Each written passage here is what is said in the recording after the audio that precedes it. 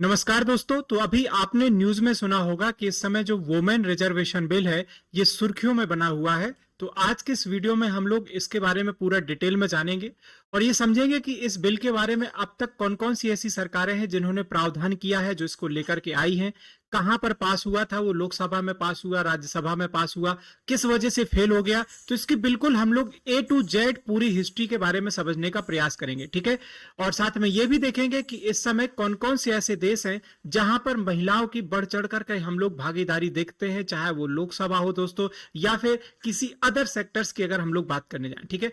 तो अभी आपने पढ़ा होगा दोस्तों कि इस समय 33% का एक रिजर्वेशन बिल आप प्रोसीड किया गया है आपके लोकसभा में, जिसको आपने 128th अमेंडमेंट दिया है। मैं फिर से इसको रिपीट कर देता हूं, जी हां, 128वां संशोधन है जिसमें डिमांड की गई है कि जो आपकी लोकसभा है, जिसको हम लोग क्या बोलते हैं, लोअर हाउस बोलते हैं, हाउस ऑफ पीपल बोलते हैं, या फिर हम लोग राज्यों की जो विधानसभाएं होती हैं, स्टेट लेजिस्लेटिव असेंबली होती है, वहां पर महिलाओं को 33% रिजर्वेशन दिया जाना चाहिए। बट इसको अभी सडन इंप्लीमेंट नहीं किया जाएगा, इसके इंप्लीमेंट होने में टाइम लगेगा। अभी ये सिर्फ लोकसभा में पास हुआ है और आज जब ये वीडियो मैं रिकॉर्ड कर रहा हूं तो ये अभी राज्यसभा में, याद रखिएगा दोस्तों, डिस्कशन में गोइंग ऑन है। तो अभी देखते हैं कि हम लोग राज्यसभा में ये पास होता है या नहीं होता है, वो पूरी चीजें देखने के लिए रहेंगी दोस्तों, ठीक है। तो बिल्कुल आप इस तरह की वीडियो के लिए मेरे साथ मेरे टेलीग्राम पर जुड़ सकते हैं। टेलीग्राम की लिंक आपको डिस्क्रिप्शन में मिल जाएगी। लेकिन आगे बढ़ने से पहले दोस्तों आपके लिए एक सवाल है। मैं चाहता हूं कि आप सभी लोग इसका आंसर कमेंट सेक्शन में जरूर करें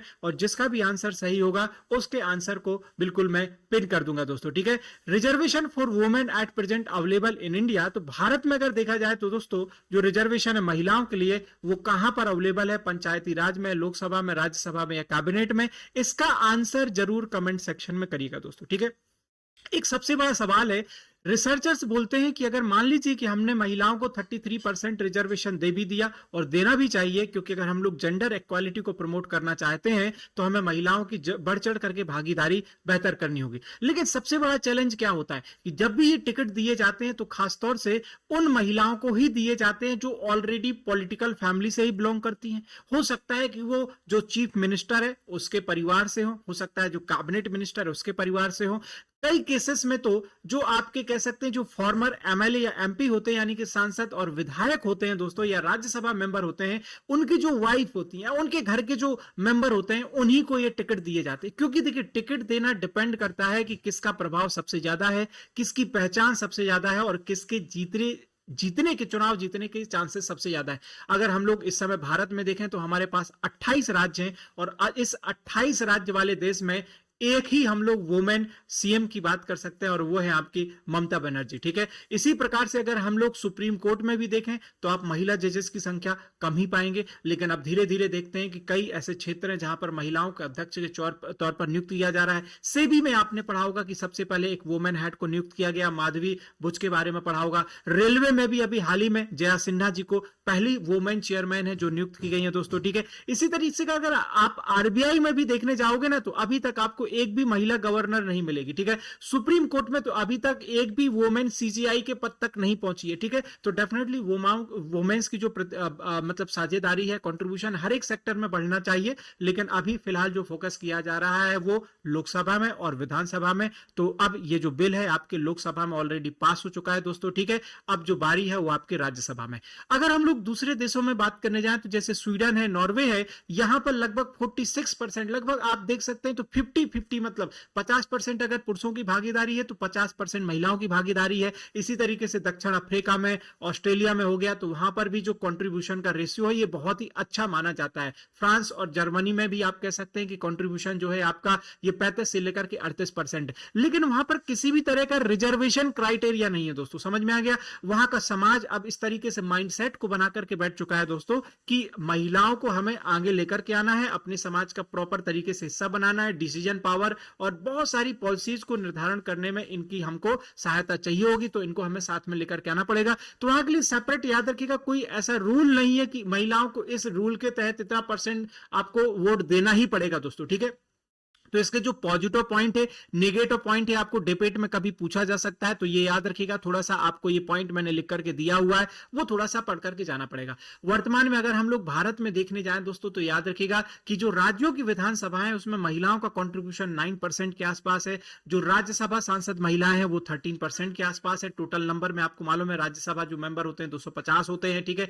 फिर हम लोग बात करने जाएं दोस्तों, जो महिला सांसद अगर बीजेडी से हम लोग देखने जाएं, टीएमसी से देखने जाए या भाजपा से देखने जाए, तो 42%, 39% और 14%, यानी कि जो देश की सबसे बड़ी पार्टी है भाजपा, उसी से आपको महिलाओं की संख्या कम मिलेगी, और वो भी मात्र कितनी मिलेगी, 14%, ठीक है। तो दोस्तों ये जो 128वां संशोधन बिल था, ये ऑलरेडी अभी आपका डिस्कशन है, राज्यसभा में गोइंग ऑन है। इसके लिए जो वोट की गए दोस्तों, याद रखिएगा डिजिटल मैनर में ना वोट के करके, याद रखिएगा पर्ची के माध्यम से इसको वोट किया गया। और जो टोटल मेंबर थे दोस्तों, याद रखिएगा 554, ये इन्होंने इसके फेवर में वोट दिया है और 2 लोगों ने अपोजिशन में वोट दिया है, ठीक है। ये जो अपोजिशन में वोट करने वाले व्यक्ति थे, याद रखिएगा एक इम्तियाज अली थे और दूसरे असुद्दीन ओवैसी थे। इन्होंने अपोजिशन में वोट देने का जो सबसे बड़ा कारण बोला, इन्होंने बोला है कि हम लोग वुमेन रिजर्वेशन के लिए बहुत पहले से ही लड़ रहे हैं, लेकिन हम लोग चाहते हैं कि जो वुमेन रिजर्वेशन है वो ओबीसी की महिलाओं को और मुस्लिम महिलाओं को मिलना चाहिए, क्योंकि वो मानते हैं कि दोस्तों कि अगर मुस्लिम महिलाओं की अगर हम लोग संख्या देखें तो आपको बिल्कुल ना के बराबर मिलेगी, लेकिन उनका जो पॉपुलेशन परसेंटेज के आधार पर देखा जाए तो बहुत कम है, उनको रिप्रेजेंटेशन मिलना चाहिए। और अगर हम लोग पॉपुलेशन परसेंटेज के आधार पर ओबीसी की बात करने जाए तो उनको भी यहां पर आपका जो है अधिकार मिलना चाहिए, ठीक है, यानी कि उनको भी रिजर्वेशन मिलना चाहिए। अब देखिए जरा, अगर हम लोग पूरी हिस्ट्री को चेक करने जाएं तो इसमें टोटल हिस्ट्री में अगर हम लोग देखने जाएं दोस्तों, तो अभी हमारी 17th लोकसभा गोइंग ऑन है, और इसका जो कार्यकाल है ये अभी आपका एंड हो जाएगा 2024 में, उसके बाद दोबारा से चुनाव होंगे। तो 78 जो है सांसद हैं, जो एमपी हैं, वो जीत करके आई थी और संसद तक पहुंची, यानी कि इनका अगर परसेंटाइल निकाल करके देखोगे तो 14.36% है। इसी प्रकार से 2014 में 62 महिलाओं ने जीत दर्ज की थी, और जब हमारा देश स्वतंत्र हुआ था, याद रखिएगा 1951 में, तो उस समय जो पंडित नेहरू जी के अंडर में सरकार बनी थी, महिलाओं का जो परसेंटेज था मात्र और मात्र 5% के आसपास था, ठीक है। इससे पहले और कौन कौन से याद रखिएगा सरकारें हैं जिन्होंने इसके लिए प्रयास किया हुआ है, तो आपकी एक एचडी देवगौड़ा सरकार है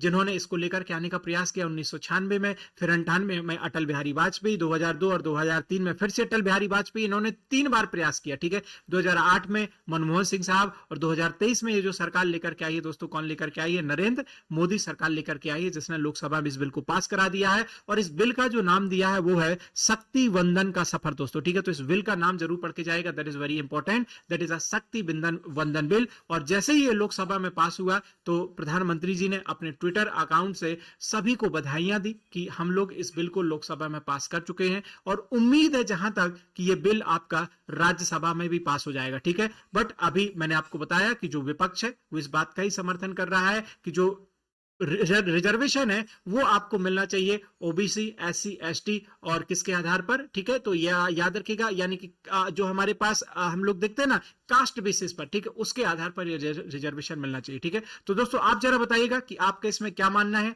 ये था आज का हमारा सेशन, जिसके बारे में मैंने पूरा डिटेल में आपको मैंने बताया, ठीक है, कि कौन से व्यक्ति हैं जिन्होंने इसके फेवर में वोट दिया, कौन से व्यक्ति हैं जिन्होंने इसके अगेंस्ट में वोट दिया दोस्तों, ठीक है। तो इसके बारे में अपने विचार जरूर बताइएगा, और जो आपसे सवाल पूछा गया था उसका भी आप कमेंट सेक्शन में जरूर आंसर कर दीजिएगा। इसी प्रकार के इंपॉर्टेंट सेशन देखने के लिए आप मेरे टेलीग्राम पर भी जुड़ सकते हैं, वहां पर बहुत सारे क्विजेस और क्वेश्चंस वगैरह मैं प्रोवाइड करता हूं, तो आप मेरे साथ जुड़ सकते हैं। बाकी दोस्तों आप बिल्कुल अपनी प्रिपरेशन के लिए हमारे साथ जुड़ सकते हैं। हमारे जितने भी कोर्सेस हैं वो सारे लाइव हैं, चाहे आप गेट की तैयारी कर रहे हो, आप आईएएस की तैयारी कर रहे हो, पीसीएस की तैयारी कर रहे हो, ठीक है, डिफेंस की तैयारी कर रहे हो, बैंक की तैयारी कर रहे हो, या एसएससी की या इंजीनियरिंग की, सारे कोर्सेस इस समय टेक्स्ट बुक सुपर कोचिंग पर अवेलेबल है। उसकी जानकारी आपको वीडियो के डिस्क्रिप्शन में मिल जाएगी, तो आप जाइए वहां से इसको एनरोल कर सकते हैं। अभी आज आपकी सेल चल रही है, तो सेल में 90% तक का डिस्काउंट है, साथ में जो text book pass pro free of cost मिल रहा है, यूज करिएगा कूपन कोड SHIVKT और कोर्स को एनरोल कर लीजिएगा। So thank you so much, and yes as always God bless you all.